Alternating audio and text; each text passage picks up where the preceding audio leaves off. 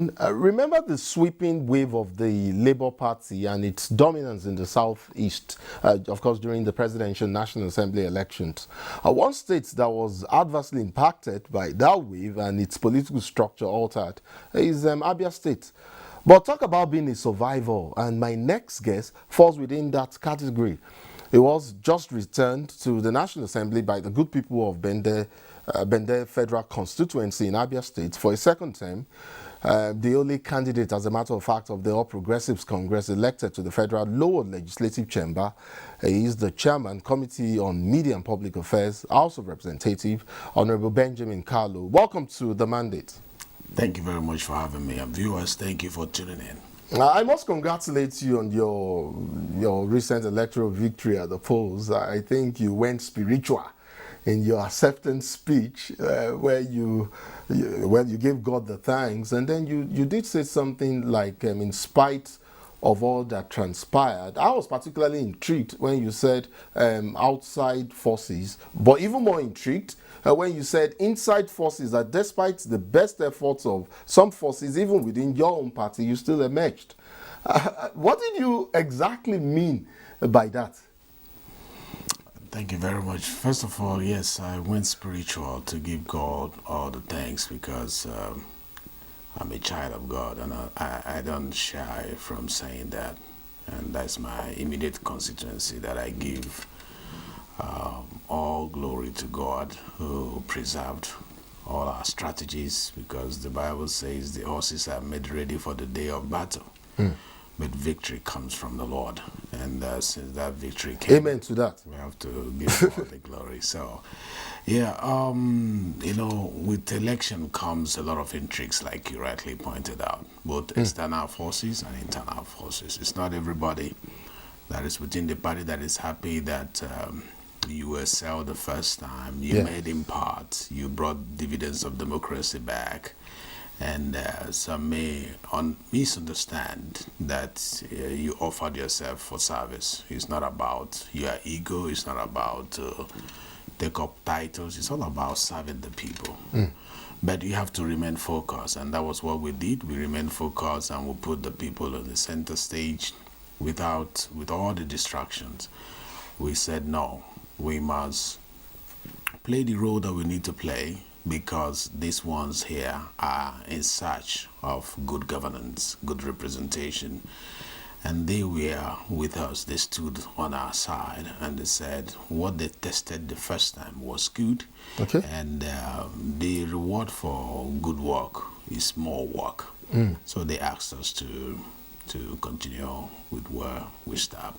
You know, on the lighter notes, someone once said, a politician once said in Nigeria, that when you seek a second term, that you only, how did they say that? It's the person who fails a class that repeats the class. I mean, but, well, that's by the way. You know, I recall that you won the election by beating your closest challenger by about 6,818 votes. I mean, it's no easy feat at all, considering what we saw play out in this election and how tough and fierce this contestation was. Do you perhaps consider your part in this whole 2023 national election story an attestation, you know, especially with the outcome of your election, an attestation that the electorate is beginning to lean somewhat towards some level of sophistry in terms of making choices based on the quality of leadership rather than party affiliation? I think so. I think that we are advancing our democracy, and with such advancement comes knowledge of what the people want. So for those who knows, your assessment starts from the first day that the mandate is given to you. Okay. And it's all about you knowing that the office of the citizens has been activated with this consciousness of advancing our democracy. When you activate the office of the citizens, they get to work. And one of the things that they seek when they get to work is accountability. It's about transparency. It's about credibility. It's about capacity. And they tick the boxes once they see you meet up a particular expectation. Because the expectation basket of most of the electorate is huge. In fact, you need to do a lot of work to make sure you confine their expectation through your expectation management skills within the scope of the mandate. And when you do, make sure that what you promise, what you preach, is what you practice. And make sure that in practicing what you preach, that you are not far from the people. Democracy is about the people. The people will get you in, and the people will expect you to work for them, or they will get you out. So what happened during the last election was an indication to politicians to know accountability is the demand of the electorate. Or if you think they don't know, that was in the time past. They were able to separate those who work for them from those who didn't work for them, and allow the wind to blow most of them who didn't work for them. Comparatively speaking, against the number of time they have represented them out of the way. And though the wind was much in my state in Abia, it couldn't blow me away, because my house was built on the rock. The rock of the house of my representation was on the rock of the dividends of democracy. I did not change the people. I was accountable to them. I did not convert their contracts and their money for their projects into my back pocket. I made sure that it got to them, and they were close to me to know that I wasn't telling them lies. So when it came to reward them, they said, this is the kind of representation we are looking for in Nigeria. So come rain, come sun, come wind, come tornado, come whatever you call it, tsunami, those who built their representation on solid rock of,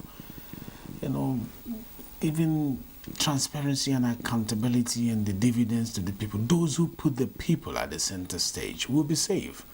And that was the confidence that I had all through, that I have worked for them. If they don't want me back, I was ready to give a last bow and go to my second address, because we have second address. We are not desperate politicians. But my people, and I appreciate them for standing by me. They stood by credibility. They stood by good governance, and that is a motivation for other people who are coming into power. Today I had meeting with the new members from my state who will be coming to join us here. Okay. And most of the things they said that excited me was from the other party, you mean? From all that other party. Because I know for the House of Reps, I think LP, the Labour Party, clinched about 6 seats. Yes. And PDP then got one. One, and then you had the last one. Yeah. All of them were in the same room with me today. And one of the things they said, irrespective of party affiliation, was that you are our role model. You have set the right example.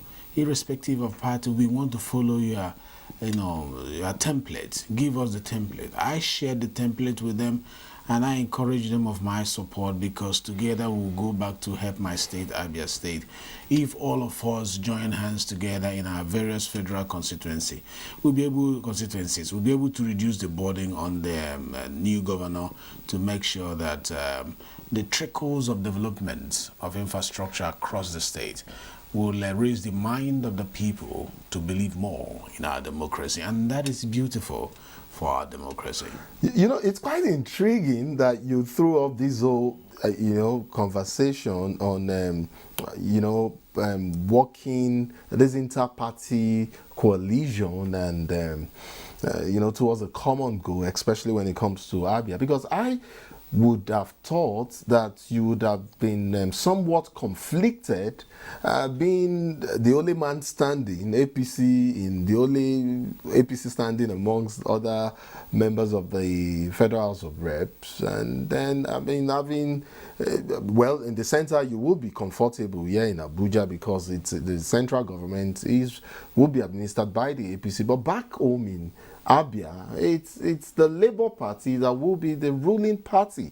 And so I was thinking how you would manage this conflict. But it does seem like you've already started. And is this...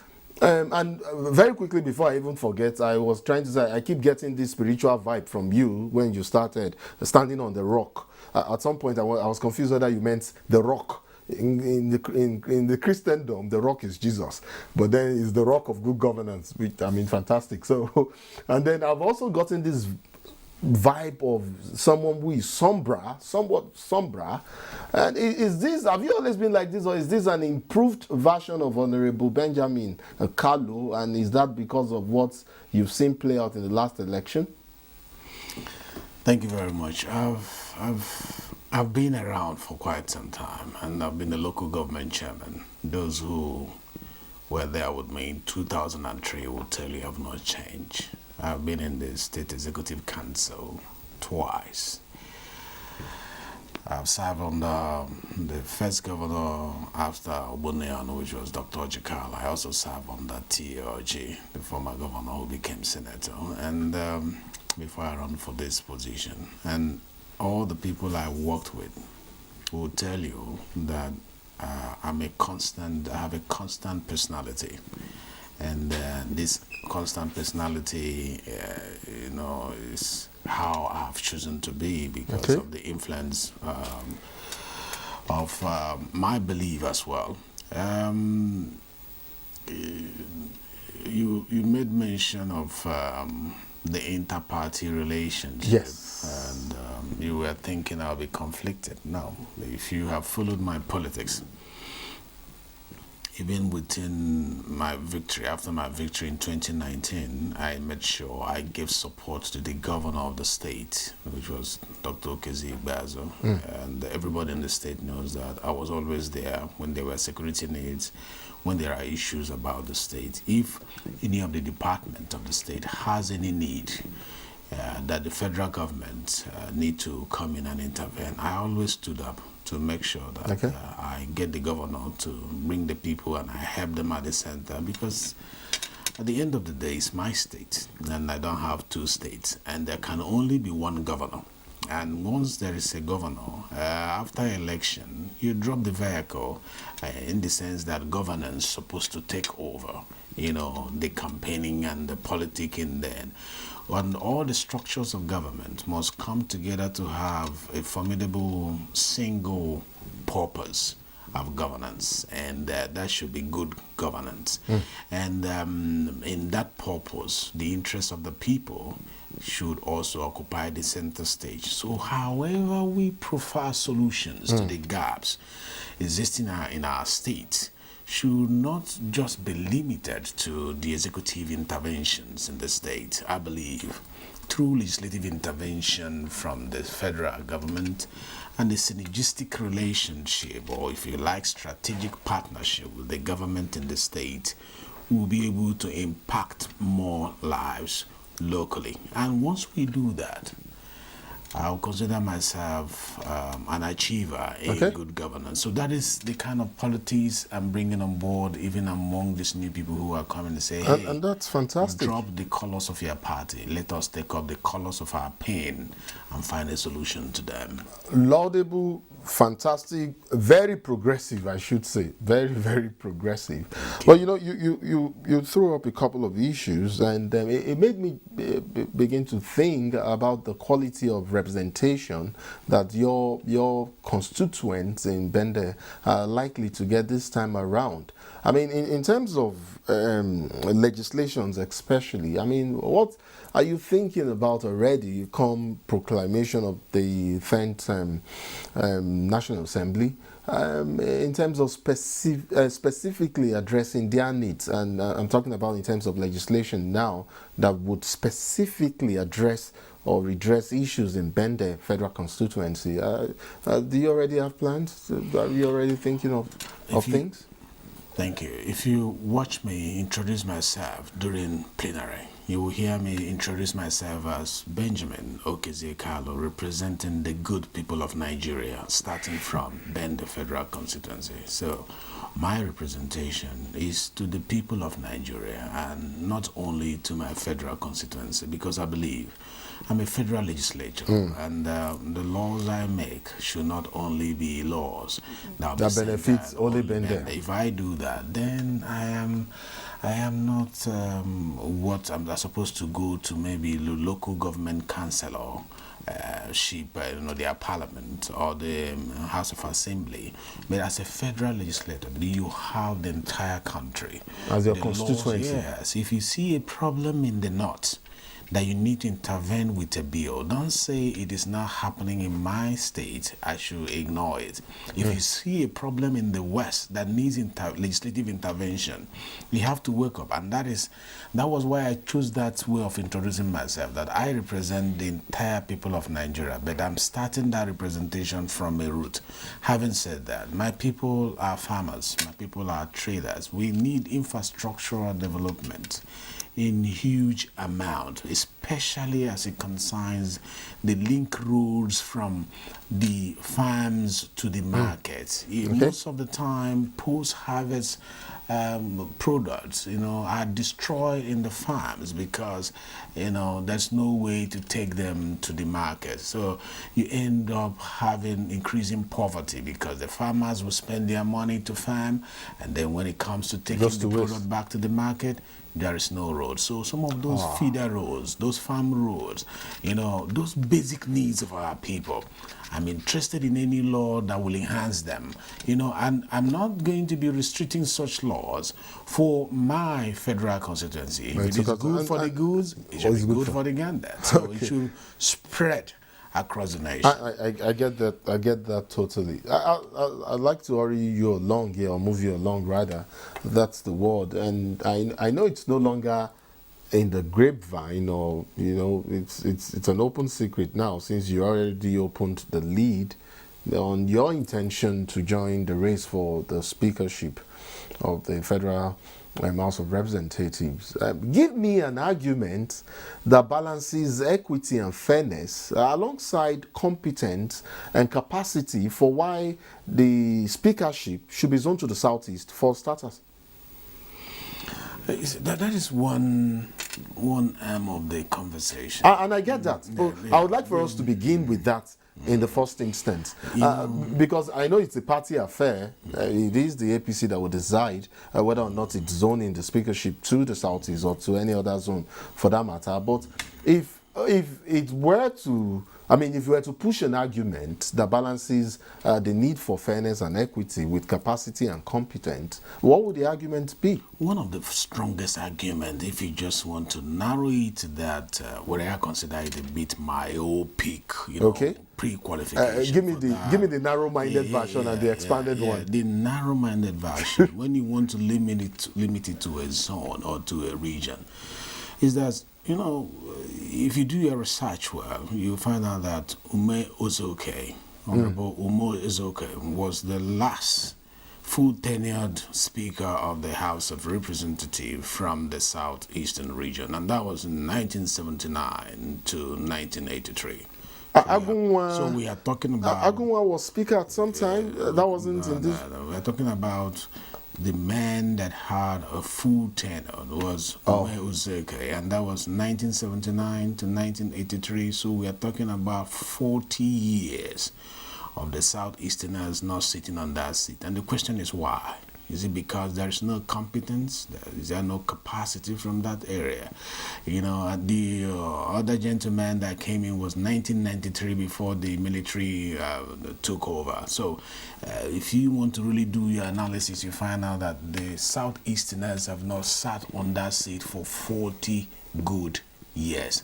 I don't think there is any other debates with regards to narrowing it to regional sentiment or regional pre-qualification that will beat that, because it is strong enough that after 4 decades, a people who has not sat as the president should also at least speak for their people there. Many will argue we've had a lot of Senate presidents, yes, but the impact that we need now, that cuts across 360 constituencies of the Federal Republic of Nigeria, is that particular position that we have not tested. There is an impact that we're going to make from there. So I get that. I don't want to put it there. So give me the expanded version. The expanded version should be, what is Nigerians looking for?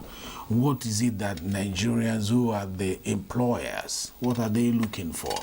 And where are they looking for this? And in answering that question, one of the things to consider is where are we in Nigeria at the moment? What is currently happening in Nigeria, and how do we solve what is happening now?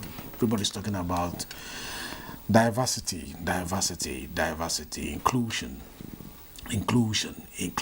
and a lot of politics of inclusion is playing up and down. And why it is being played is because of the drive towards national cohesion, ability to harvest national loyalty, and increase patriotic spirit across all corners of Nigeria. Very good, but we should be able to go beyond that. So, Okay.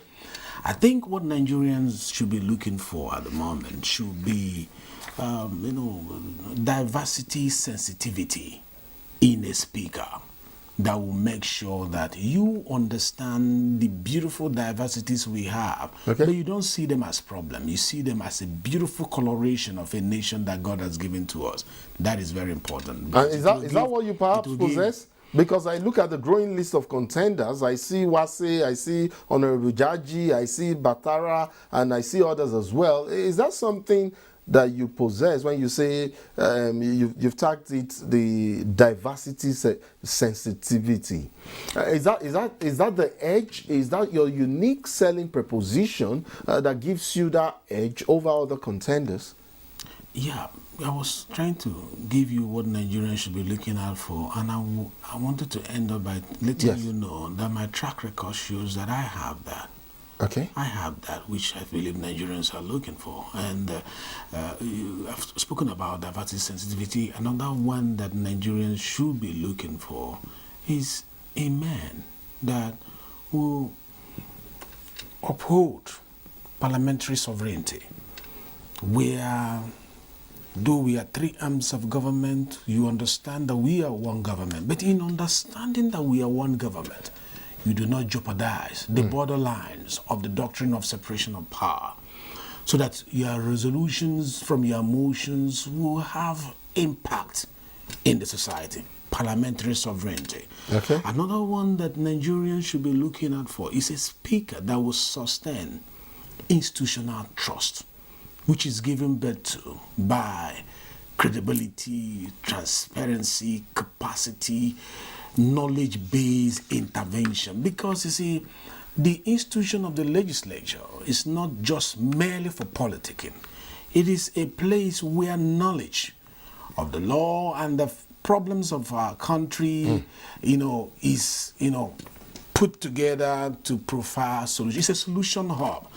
Nigeria should be looking for a speaker that will be interested in treating what I call participatory inequality. Okay. Where various federal constituencies are monitored to see the level of their participation in the House, because the more you participate, yes, the more dividends of democracy goes through your place. Another one is that a speaker that will look at issues that borders on equalities, and giving sense to the gender, and the balancing of the gender. These are issues that will form the bulk of your agenda in your campaign and for speakership. Of course, this is going to be many more, because I don't think you have time. We don't have time. We don't have time for that. I'm sorry, but it's been quite intriguing listening to you reel out all of these qualities, and I mean, you've just told us you possess all of these qualities. This is a race that we would definitely monitor on behalf of the good people of NTA, like the good people of Bende. I would like to wish you good luck. Of Nigeria. The good people of NTA. Yeah. I would like to wish you good luck in your. I mean, these you've just finished one contest. You've thrown your hat into another one. I mean, that's what politics is all about. But all these are subject to the zoning of our party, because party is supreme. We'll see how that turns out. I'd like to thank you so much for coming on tonight, Chairman, Committee on Media and Public Affairs, House of Representatives, and let's not forget, re-elected member representing Bende, only survivor, Honorable Benjamin Carlo. Thank you so much for coming on the mandate. Thank you very much. For And that's it for tonight. I'd like to thank my guests, both of them actually, His Excellency from Jigawa and Honorable for coming on the mandate tonight. I'll see you again same time tomorrow at 10:30 p.m. My name is Namdi Odipo. Bye for now.